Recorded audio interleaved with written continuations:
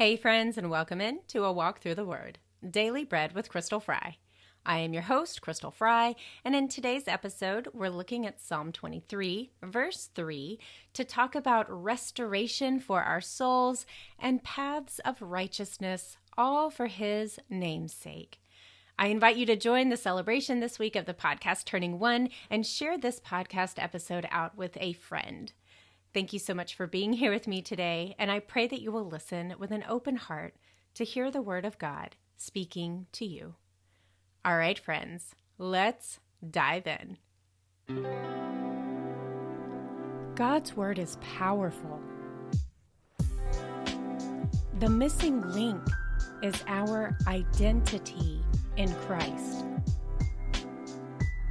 When we know who we are and who He created us to be, that is when we can truly walk in freedom. You are never alone. There is hope, and that hope is Jesus Christ.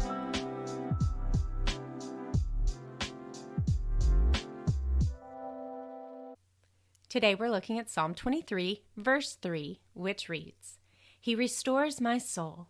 He guides me in paths of righteousness for His name's sake." All right, friends, so we have been talking about Psalm 23 this week, and we are doing it in celebration of the podcast turning 1. So, of course, I invite you to share this episode, share the whole podcast, invite your friends to come along on this journey, join me in the celebration of being here and sharing the Word of God, walking through the Word of God together with you for one whole year. So, as we get into our verse for today, there are a couple of different things that I want us to really focus on. So He restores my soul. Now, the restoration of our souls is one of the things that I think, depending on your perspective, depending on your situation, what your circumstances are and how you're looking at it, right? Your perspective, your lens, if you will. The restoration of our souls can mean different things. Of course, I think there is the salvation aspect of it, right? The restoring our souls from death to life, from an eternal death to an eternal life. Absolutely. I think that definitely has meaning and resonates here. But also, as we're talking about this, and we're thinking about it in the context of our Good Shepherd, and we're thinking about it from the perspective of we are perhaps a little more like sheep than we might want to admit. This restoration can come as a comfort to us, restoring our comfort, restoring our ability to trust, restoring that which was taken, that which was lost, that which we thought we might never get back, restoring us, making us whole. And that also, I believe, is something that only our Creator can do. The full restoration of our souls, the full restoration of what makes us who we are, I believe belongs only to our Creator, only to the one who made us, only to the one who knows us intimately, who knows every piece, every part, every thought, who knew everything about us before we were created in our mother's womb, who knew us, who knit us together, who is the very reason why we have life in the first place. I believe that we have this as something to deeply cling to, that He alone is responsible for the restoration of our souls. And as we move into the next part of this, He guides me in paths of righteousness for His name's sake. Now, why do you do, like, the question of for what does it mean for it to be for his name's sake, right? Okay, like, why do you do something for this, for the sake of something, right? For the sake of his name, he leads us and guides us in paths of righteousness.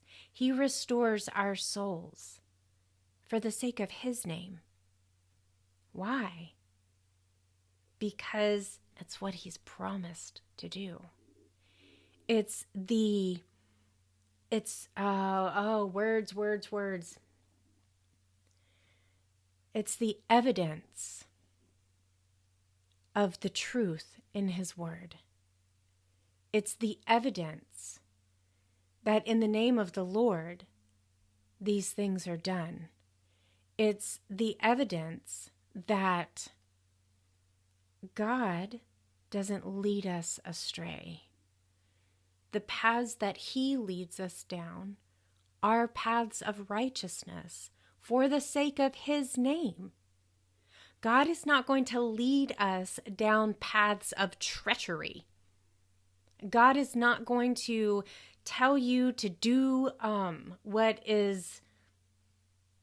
what goes against his character, right? He's not going to tell you, he's not going to lead you down a path that is questionably suspect.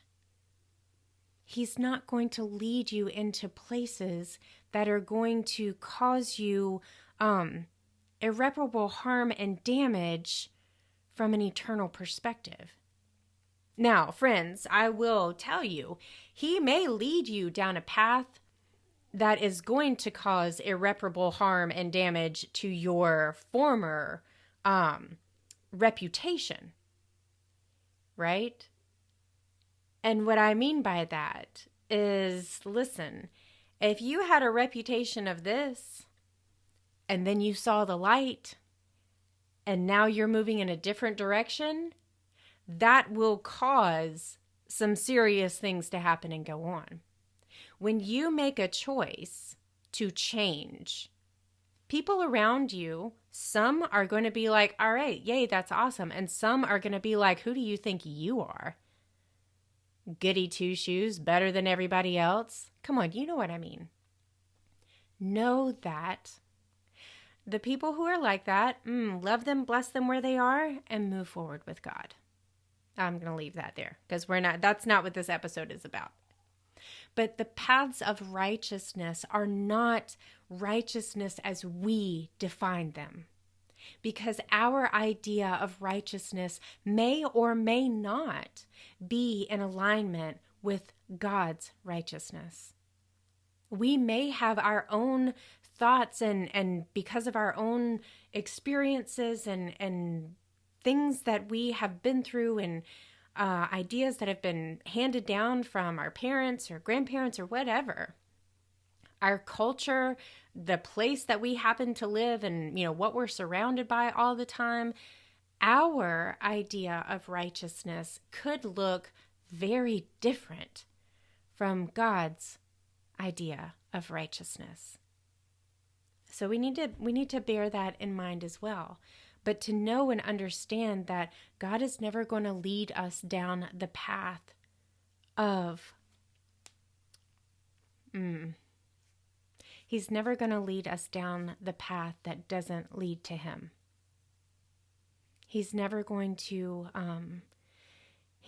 tell us it's okay to do this bad thing. He's never going to tell us that, you should sin so that you can be forgiven, right? Paul talks about that in the New Testament. Well, if we have grace, then that, does that mean that we should just keep on sinning because the more we sin, the more grace there is? No.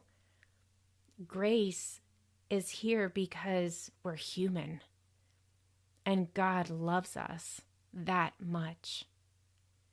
So we have to understand that as the only one who is really and truly capable of fully restoring our souls, He also is only going to lead us down paths of righteousness. He's only going to lead us in those places that are good and pleasing to His will for our lives. We need to understand that in some cases, that's going to make a lot of people around us uncomfortable. Sometimes people are going to be really confused by what it is that we're doing because perhaps it's out of character from what they knew of us. Perhaps they're not in the same place that we are. They don't have the same relationships. They don't understand because they're not on the same place in the journey as we are. That's another reason why God is so loving and gives us such a great and abundant example of grace to us so that we can also have grace and extend grace to others and to ourselves. Because while God is going to lead us in the paths of righteousness, that doesn't guarantee that we're always going to follow Him. And again, friends, I would love to say that, once you give your life to Christ, there's a magic switch that flips, and you are just going to be the perfect little Christ follower. You're never going to say a harsh word again, and you're always going to do the right thing. And friends, I wish that it were so. Wouldn't the world be just such a better place if that was the case? But just because we decide that we are going to follow Christ, it doesn't remove our human element. It definitely allows us the tools and equips us with the ability. But it doesn't always mean that we're going to get it right every time. It doesn't always mean that we're going to say the right thing or do the right thing. It doesn't mean that we're not going to make mistakes anymore. And again, when we make mistakes and we have that grace, we ask for the forgiveness that we don't deserve but we need. We receive that grace. And again, that is also for His name's sake. Because God is a God of righteousness. God is a God of justice. God is a God of mercy. God is a God of grace and of love and of compassion. He is also a God of strength. He is also God of truth. And friends, He leads us into the places so that we may be examples. Maybe we are examples of His compassion. Maybe we are examples of His love. Maybe we are examples of His righteousness. But friends, it's not for our sake, right? It's not for our name's sake. It's not to say, oh, Crystal, you are the best, right? Ooh, no. It's not to puff us up. It's not to inflate our ego. It's not so that other people can look to us as the example. Heavens, no. It is for the sake of His name. And we are examples of His goodness, His mercy, His grace, His strength, His truth, His righteousness, not our own. Because apart from Him, Jesus tells us, He tells us flat out, I am the vine, you are the branches. Apart from me, you can do nothing. And friends, we may try and strive and really push, and maybe even by the world's standards, we do something. All of that matters nothing. what we do here, if we're only doing it for here and it has no eternal value, what's the point? So, we can take comfort in and give thanks that God is a God who restores our souls. That in the broken pieces and the missing parts, He comes in to fill completely and to restore us and make us whole.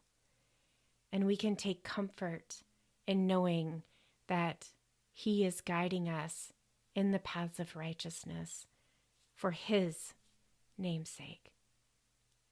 And we can give Him glory, and we can give Him thanks and praise for that. Because we certainly as human beings are not worthy of having it done for our name's sake. Thanks be to God for that. So friends, I encourage you today just to be in gratitude. Just to be in gratitude for the one who is just so good and gracious to us. And of course, I'm going to thank you for being here with me as I do every day. And especially this week is just, I have so much joy. Not that I don't always have joy in my heart for being here on the podcast with you, but it feels so amplified this week. And I'm just so grateful for the opportunity to celebrate with you, to celebrate the podcast turning 1. Friends, it has my heart overflowing, and I'm so grateful. So join me in giving the glory and the honor to God for allowing us to be here to walk through His Word for one more day. And of course, come back and join me for our next episode as we continue in Psalm 23 with verse 4 to talk about the valley, fear, the rod, and the staff. Until then. Hey friend, thank you so much for joining me on the show today. It's my pleasure as always to be here with you. If what you listened to today resonated with you, if you enjoyed listening to the show, do me a favor. Go ahead and like and subscribe to this podcast and leave a review. Those reviews are so helpful. I can't even tell you how much I appreciate each and every single one of them. And go ahead and share this episode out with a friend. Invite them along for a walk through the Word, and let's enjoy that daily bread together. See you tomorrow.